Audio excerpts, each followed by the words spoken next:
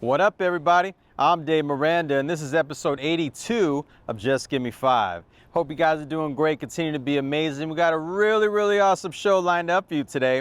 But if you guys caught episode 81, you saw we had none other than the legendary, iconic Greg Mack on the show. And let me tell you, man, boy, was that a treat, you know? Me and Jimmy went out to Lancaster, California, and filmed him. I mean, just the opportunity to go out there and you know, get an interview from him. He doesn't do too many. Was just truly a blessing, man. You know, like I said, man, shout out to my man DJ Shy for setting that up for us. The Eazy-E story, you know, and then him talking about how Eazy was, you know, behind the scenes, man, was like low-key, you know, doing a lot for the kids, you know, taking them to Six Flags and Universal Studios and stuff, and you know, just really, and it's crazy because when you see interviews with like Dre and Cube, they've also said the same thing about him. Like he was just somebody who was always trying to help people, man. Like he didn't know how to say no. And you know, for Greg to be there and you know, be a part of that history and just the history he started, period, with 1580K Day, don't get no better than that, man. So man, shout out to you, Greg, and thank you again for being a part of this show. It was truly an honor. All right. But today's guest is somebody who is the creator of Sunday Night Slow Jams. We're going to talk about his early days in radio. We're also going to talk about him hiring I'll Be Sure to work for him. We're going to talk about his Slowjamastan that I want to be a part of, and so much more. So ladies and gentlemen, without further ado, I present to you RDub. Are we really doing this? Is it really my turn? It's really your turn. This is phenomenal. Well, here we go. My name's RDub, and all I'm saying is, just give me 5.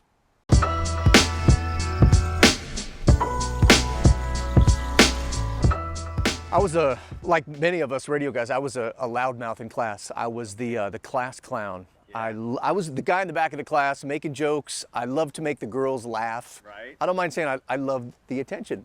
Yeah. Then music came along, and I absolutely loved music, as most of us do. Right. Those two passions were not helping me at all.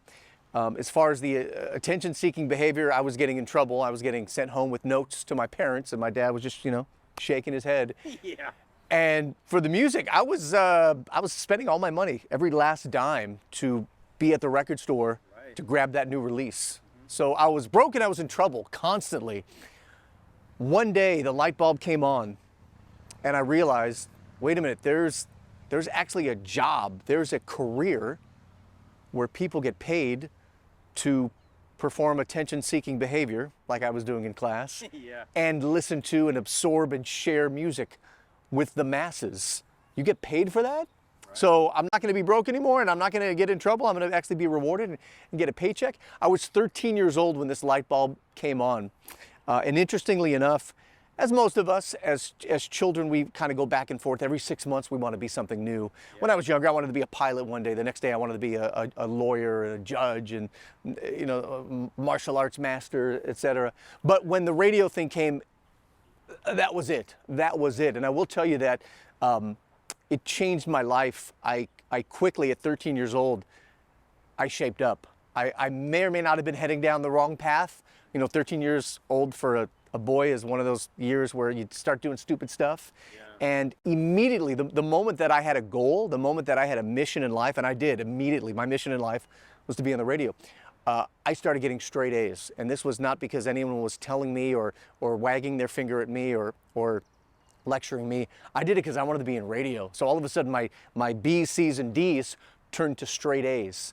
I ran to the library, and I'm walking home with a stack of books about being in broadcasting. I told myself, you know, I'm absolutely going to stay away from all drugs, alcohol, anything bad. Yeah. I'm determined to make it in radio. Right. And I think all kids these days, not to get off track, but I think all kids these days need a goal in life, need a mission in life, because once you have that, you set yourself up for success. Yeah, you're able to stay focused. Started when I was 13, yeah, and I never looked back.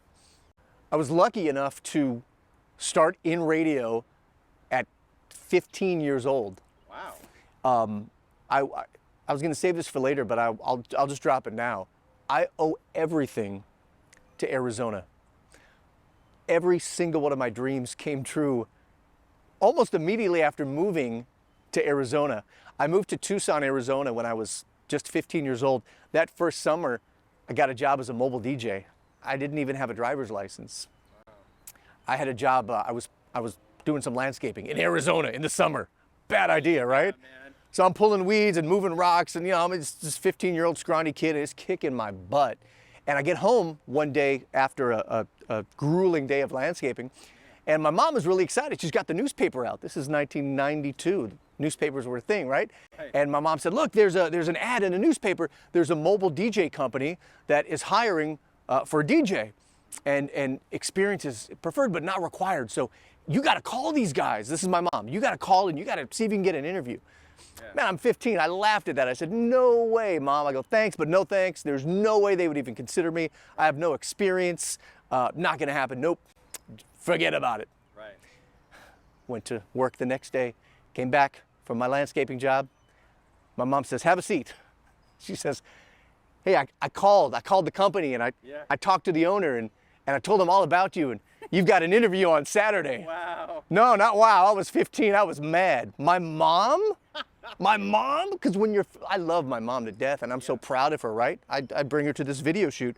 But when you're 15, most kids, you don't want to have anything to do with your mom. Right. So I was actually mad. I was actually livid. Like, Mom, how could you do this? This is the most uncoolest thing ever. Yeah. I'll never forgive you, Mom. So I called. I'm sorry, my mom called. Yeah, my name's Randy. I want to be in music. I'd like to be a DJ. End of story. I got the job. Nice. I thanked my mom. I said, Mom, you taught me the most valuable lesson ever. So I took that lesson that I learned at 15, and then I applied it to everything. I mean, that lesson right there, the lesson is, hey, if you want something, even no matter how crazy it is, and if you don't think you're qualified, ask for it. Don't be afraid. You make it. You're going to get 99 no's, but that 100th yes, you're going to make it. That's taken me to Tucson, to Phoenix, to Los Angeles. That attitude has gotten me on Shark Tank, on ABC, and so many other opportunities. Wow. Because I learned that when I was 15, and to this day, I'm the annoying guy calling, asking for a break. I'm almost 50 years old, and I'm still asking people, hey, can I get a break? And sometimes they say yes.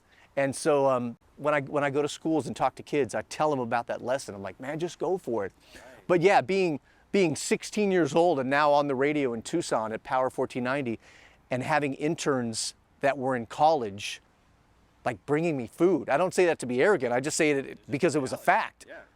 I'm a sophomore in high school. I'm the night guy on Power 1490 Tucson, and my interns are college students at the U of A. Like, even thinking about that now, that's mind-blowing. Right.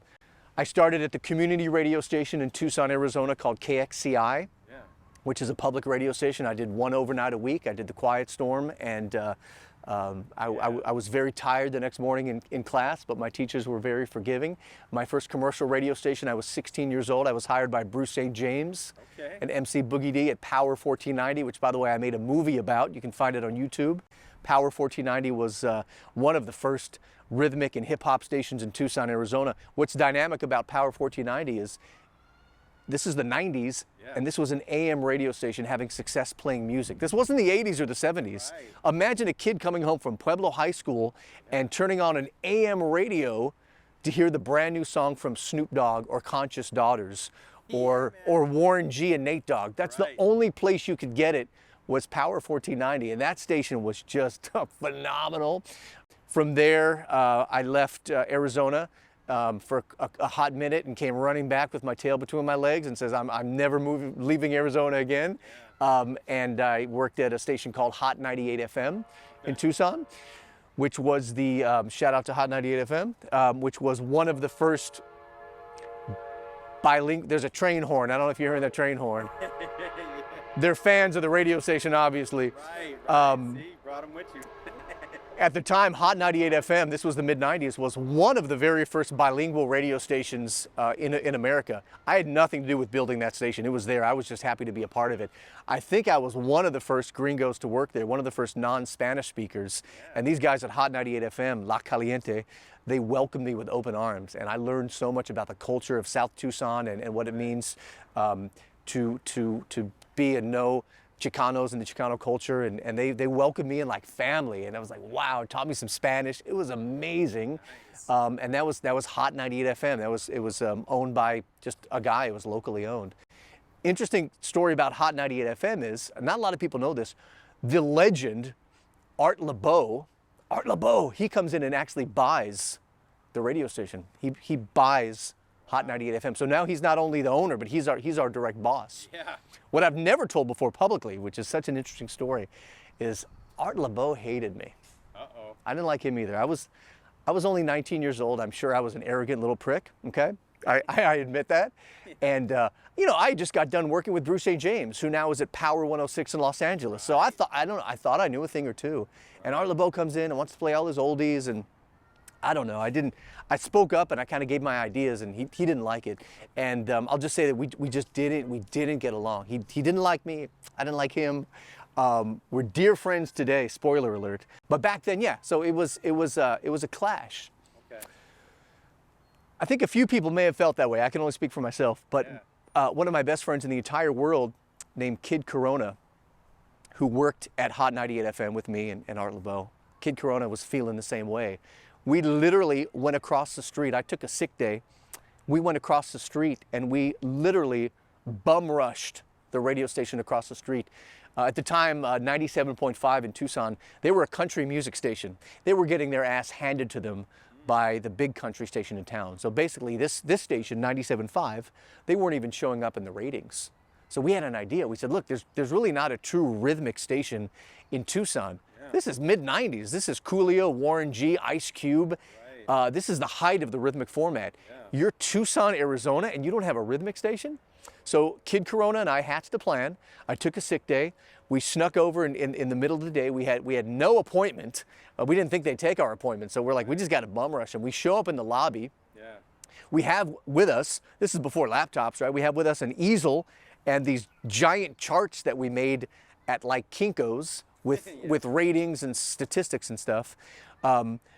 We wanted to be sneaky about it, so we hid the easel and the cards underneath Kid Corona's truck as we walked up the stairs to see if we can gain access to the office. And as we're walking up the stairs, the guy walking down the stairs was like, hey, you left your easel under your truck. We're like, shh. It's like Scooby-Doo, man. We're like the Three Stooges. Yeah. Long story short, we bum rushed the guy's office. Yeah. This older gentleman, must be in his 70s, who owns the radio station, is like, who are you guys? What are you doing in my office? I'm gonna call the police. And we're like, please, Mr. Hassey, we have an idea. We just need 5 minutes. Can we please have 5 minutes? He goes, you got 5 minutes, go. So we break out the charts and we start explaining why, hey, Tucson really needs a hip hop station. Look at Albuquerque and Fresno and Bakersfield and Phoenix and Riverside, San Diego, all these markets that are similar to Tucson with high density Hispanics have rhythmic stations. Tucson has none. This is your opportunity. He finally says, slow down. I'm like, well, our 5 minutes is almost up. He says, let me go pee. I'm old. I don't have a good bladder. I'll be back and you have all the time you want. We spent hours in his office, and by that night, we had a handshake deal to start Power 97.5 in Tucson, Arizona. And although the station was short-lived, it only lasted a couple of years before someone bought it. Well, a big company bought it because of the success. We killed it. We crushed it. One book, and we killed Hot 98 FM in the ratings. As I mentioned, Art Laboe's a dear friend of mine now. I love the guy as a mentor and a friend and a colleague. But at the time, that was our sweet revenge. Right. Hey, if you're not going to be nice to us, we're just going to kick your ass. Right. And we did it, and that's where I met Rascal and Chico and Frederico and Paco and so many other people. Now, that was Power 97.5 in Tucson. So that was a nice little piece of Tucson hip-hop history right there.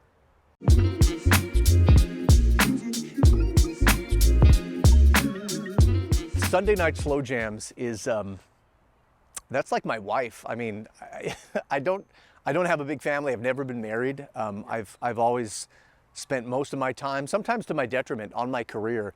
Sunday night slow jams is my baby. I didn't come up with the format. I grew up listening to slow jam shows on the radio, more commonly called the Quiet Storm. So I was lucky enough to grow up in cities like Los Angeles. Before coming to Tucson, I grew up in LA, spent a lot of time in Chicago, even Orlando, Florida. All of these cities had quiet storms at night. I actually discovered the Quiet Storm by accident. I didn't even know what a slow jam was. I just moved to a new city, to Orlando, Florida.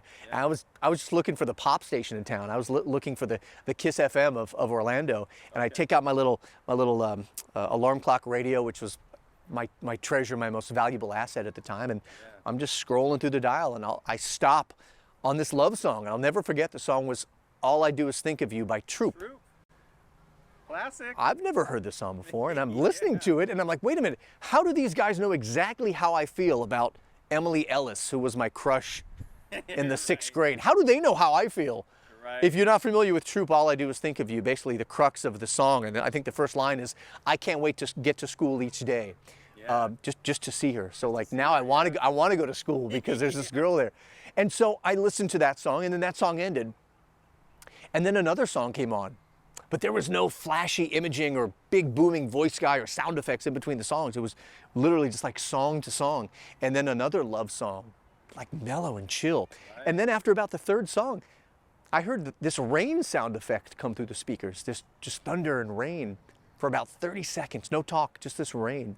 Then a guy comes on the radio, and he's talking in this low, deep voice. It's the Quiet Storm. I'm Robert Morgan, 102 Jams, and he's reading some dedications. It was like nothing I've ever heard before on the radio. This guy was just chill. And he talked, and then after he was done talking, the rain played for another 30 seconds before they went to commercials. That was it for me, soft and warm inside the Quiet Storm. I wanted to do slow jams. So Bruce St. James gave me my first gig doing slow jams at Power 1490. They were doing a weeknight show. Okay. I think it was hosted by someone else, I think, and I was just a weekender, but I said, hey Bruce, can I do like a 4-hour Sunday night slow jam special where we started a little bit earlier instead of 10 o'clock? Let's start at 8 o'clock, and let's make this bigger and better. And he, by the grace of God, he said go for it. He trusted me, and that's what. Just shout out to Bruce St. James. He's the kind of guy that he finds talent. Not that I'm talent, but he finds talent and lets them do their thing. And so that's how Sunday Night Slow Jams was born. And I get a lot of the inspiration from the forefathers of the Quiet Storm before me. Again, I certainly didn't come up with the format. I just put my own spin on it. I took little pieces from some of my favorite hosts, from Kevin Slow Jammin' James of DC and Los Angeles fame, to some of the things that Art Laboe did. I never in my life thought the show would ever be syndicated. I had the passion, but what I didn't have was this deep, enormous, bassy, thundering voice that all of these amazing Quiet Storm hosts had. I didn't have that. I'll never have that. So I never thought about syndication. Syndication actually happened by accident. 2 program directors, just coincidentally at the same time in different parts of the country, heard about the show. It had had some success. It moved. As I moved to different radio stations in Tucson, it grew. It was on KRQ at the time, which was a 100,000 watt pop station. So 2 people in different parts of the United States said, hey, RDub, can you send us a version of the show, like a generic version, not a Tucson version, but maybe a version without your call letters that we can run? Yeah. I said, yeah. I mean, I don't know if this will work in Tulsa, Oklahoma, right?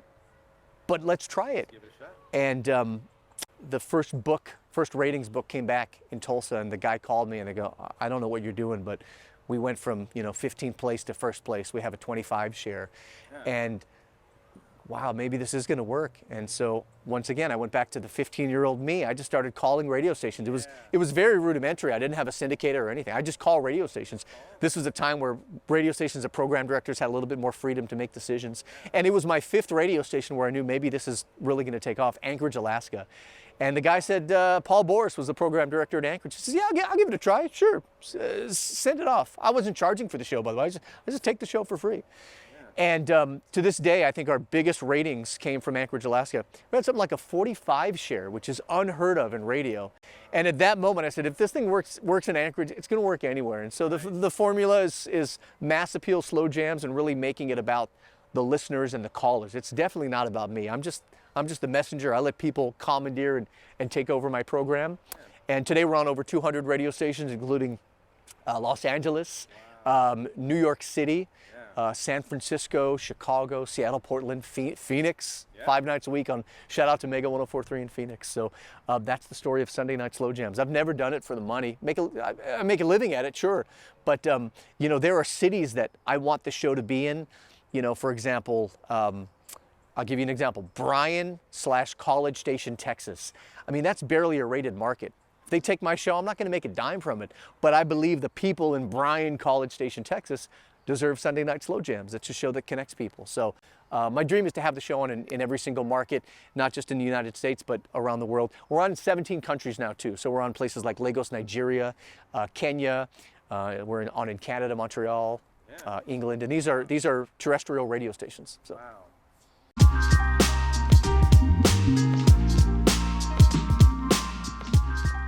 It's crazy to hear that question. Yes, I hired Al Be Sure to work for me. Wow. Tell me all about this. You know, in Los Angeles, I was the program director of 92.3 in Los Angeles at the time. And in LA, it's not uncommon for celebrities to host radio shows, whether it's Mario Lopez or Ryan Seacrest. Smokey Robinson hosted the show once in LA. But when you're that artist, literally their biggest fan, then that's a different dynamic. You have to understand, I wrote fan letters, literally pen to paper. I wrote fan letters like a little girl to Al Be Sure when I was 13 and 14 years old. Al Be Sure's music touched me so much. Man, I rode with Al Be Sure through every girlfriend and then breakup and heartbreak. Right. I mean, Al Be Sure, the lyrics, the music, similar to the Troop story. Off on your own, like, come on. Man. But with Al Be Sure, and Al Be Sure has so many amazing album cuts too, like on Sexy Verses. And anyway, see, I'm already fanboying on Al Be Sure. Right. No, I'm with you. I'm with you. It gets worse. I had Al Be Sure posters framed in my room up until just a few years ago. Like, I don't care who, I just love Al Be Sure. Like, I'm a man crush on Al Be Sure. I'm okay to say that. He's my absolute favorite. Yeah. So, you know, we had spoken once during the Sunday Night Slow Jams when that started taking off. He'd done drops for my show. I think we talked over email. Super cool guy. That was the extent of it. I never got to see him in concert. I never had the opportunity to meet Al Be Sure. I was 4 days away from moving from Tucson, Arizona to Brazil. I put in my notice at Clear Channel, and I was going to just live in Brazil and do Sunday Night Slow Jams literally on the beach. And on the Friday before my flight to Brazil, I'd packed everything, sold my car. I get a call and I get the offer to be a program director in Los Angeles. I accepted it, and I ended up not moving to Brazil at that point in my life. Not 2 days later, I had voicemails from Al Be Sure on my messages at work, and Al Be Sure wanted to work for the radio station in Los Angeles. He'd done some radio for, I believe, ABC Networks. He'd done some syndicated radio, actually. Yeah. He was living in LA, and he wanted to be part of 92.3. Yeah. So we took a lunch, and it's funny because at that lunch, you know, Al Be Sure asked me to have lunch with him because he wanted a job. He wanted to work at Hot 92.3. Yeah. And in hindsight, I feel bad because I spent the entire 2-hour lunch just asking him about his songs. And, hey, hey, you said this line in this song. So what exactly did that mean? And, hey, I was like fanboying, like, hey, remember when you said this on this song? Right. And he's like, RDub, can I work at your station? I'm like, yeah, but you got to tell me about this video. And, right. I ended up getting the green light to bring on Al Be Sure. He was and is a phenomenal talent on the air. So Al Be Sure did middays for me. And I'm proud of my time at 92.3. A phenomenal team there. I'm sure I was underqualified coming directly from Tucson to Los Angeles. That never happens. But I like to look back and look at a few awesome things that we did together as a team when I was there.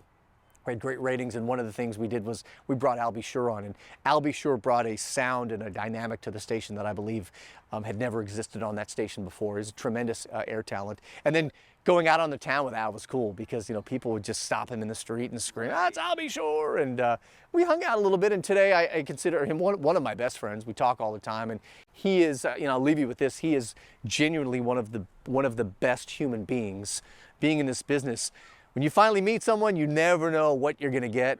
They say never meet your heroes because it can lead to disaster. Right. Albie Sure is one of the kindest people. And not just to me because I gave him a job, but I watched him. I watched him talk to listeners and strangers walk into that radio station, and he looks you in the eye and grabs you by the hand and talks to you and shows interest in the things you're doing. Albie Sure is amazing. And he's still the best R&B singer out there. So.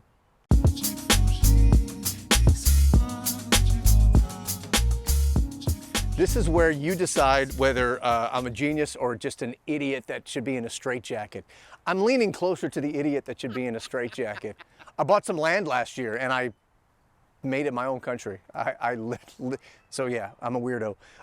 I bought 11 acres of land in a region called Imperial Valley, or the Salton Sea area of Southern California, about an hour south of Palm Springs. The area has always intrigued me. No, I bought 11 acres and I fenced it off, and I have a border gate. We have passports. Wow, look at that. Yeah, Slowjamastan is a country. So we seceded from the United States. Our Independence Day is December 1st. We are our own nation with our own laws. A couple of the laws we have, you're not allowed to wear Crocs inside. I notice you and Jimmy are not wearing Crocs, so we're good. We would have had to end. We would have had to end this meeting abruptly, unfortunately. Okay, so we can be accepted. Good. You're not allowed to drive in the passing lane unless you're actually passing a car. If you've ever driven from Phoenix to Tucson, there's always that guy in the left lane. Right. So we have many interesting laws to follow in Slowjamastan. It's my own country, and I'm going to do what I want with it. It's super fun. Citizenship is free. You can support the Republic by buying a passport and many other awesome items at the Slowjamastan store. But we're having fun with it. It's just the very beginning. It's a lot of fun. It's a fun project. The website is slowjamastan.org if you want to check it out. For me, all jokes aside. Oh, and by the way, I wear a sultan costume and I talk with an accent. It's very silly. It's a creative outlet for me, though. It really is. It's a creative outlet, and I don't know if it's a question. I think that might have been our fifth question. But this crazy, obnoxious jacket that sometimes has been called vagina repellent by some of my friends. These are all the countries I've been to. So since we're speaking about geography, you didn't ask, but I'll just slip in. I'm almost finished with my mission to see every country in the world. There are 193 countries in the world, and today I've seen 182. So I have 11 more to go. My plan is to finish this year. If there's a few countries that are still closed because of the pandemic. If they open up, I will complete, God willing, all 193 countries in the world in just a few months. So travel is my passion, and Slowjamastan is just a fun creative outlet. And believe it or not, people are having fun with it. I mean, we have almost 1,000 citizens from 25 different nations around the world. It's fun, and with the political climate we're in today, with the divisiveness, Slowjamastan literally is a place physically you can go to, or just virtually see it online. Slowjamastan is a place that people can come to and just be silly and just have fun. And we never discuss politics or anything polarizing. And I'm the dictator, so I have there's you open up the passport and there's a picture of me riding a donkey, riding a burro. With my fist in the air. So I gotta get passport. We gotta get passports now. It's a little Borat, it's a little Kim Jong-un all mixed in together, and there it is.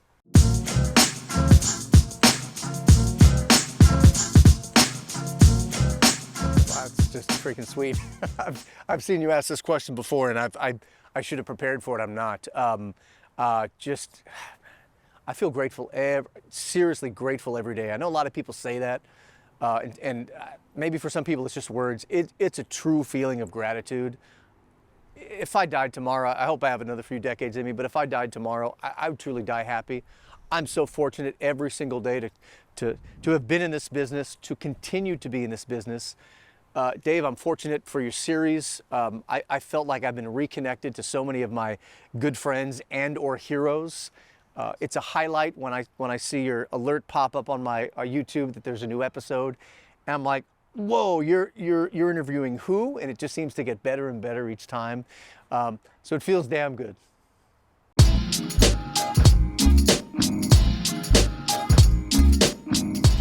Shout out you for an incredible series. You must have ran out of people to pick me. I don't know why I'm standing here, but thank you for having me. It's the weather, man. You brought me to San Diego. Shout out to you and the fish tacos.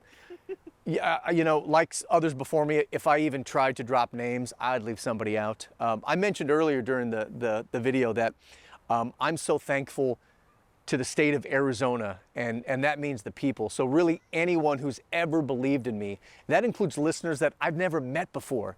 You know, I'll still run into listeners that I've never met, and they'll say, you know, oh, I used to listen to you, or I still listen to you, or I like when you did this or that, or I had good times. Your show brought good memories to me. So there's people that I've never even met that I want to say I'm thankful for. And then there's others that are very vocal and, you know, send me tweets and DMs. I'm thankful also for everyone who's taken a chance on me. Again, too many people to name. Ron Koss was the first guy who gave me that mobile DJ gig at 15 years old. And oh, I didn't tell you, I was a horrible mobile DJ. I was awful. I'm not trying to be funny. No, I was awful. Never hire me for your party. I was just, there were so many disasters. Yeah. But Ron, thank you. Larry Watkins and the folks at KXCI. Larry gave me my first break on the air and taught me the Quiet Storm basics. Bruce St. James and Boogie D at Power 1490, Tim Richards at KRQ, Mark Medina, Greg Wolfson and the staff here in San Diego, and the million people in between. You know who you are. I thank you so much, and just knowing you and any experiences we've had together, I've learned from you, and I'm so thankful for all of those experiences, and hopefully there's lots more to come. And there you have it. Man, nothing but love and respect to my man RDub. You know, it's crazy because I've known about RDub for many, many years, especially because of Sunday night slow jams. And it wasn't until the San Diego trip that we were able to meet each other for the first time. Great guy, gave us gifts, you know, like just really kind-hearted soul, man. And, you know, I learned a lot from him today. Even Greg Mack said, man, you know, it was like, there needs to be more RDubs, you know. And it's crazy because, you know, it's kind of like on some 6 degrees of separation because we got Greg Mack through DJ Shy, and DJ Shy was able to work with Greg Mack through RDub. You know, RDub set that situation up. So it's crazy, man, how it all works. It all came together in one trip too. So, man, shout out to you, my brother. And thank you so much for being a part of the show. It was truly an honor. And I definitely need my passport for Slowjamastan. Every event that you have coming up, let us know. We'll definitely come out there and check it out. And man, just continue blessings, continue blessings. Make sure you guys are following him on social media. Shout out to my brother, Jimmy Nelson, on the camera. Make sure you guys subscribe to that YouTube channel. Tell a friend to tell a friend. All right. Well, this was definitely one for the books. I hope you guys enjoyed it as much as I did. Until next time, stay tuned, stay blessed, stay healthy, and just give me 5, y'all. Everything you get, you got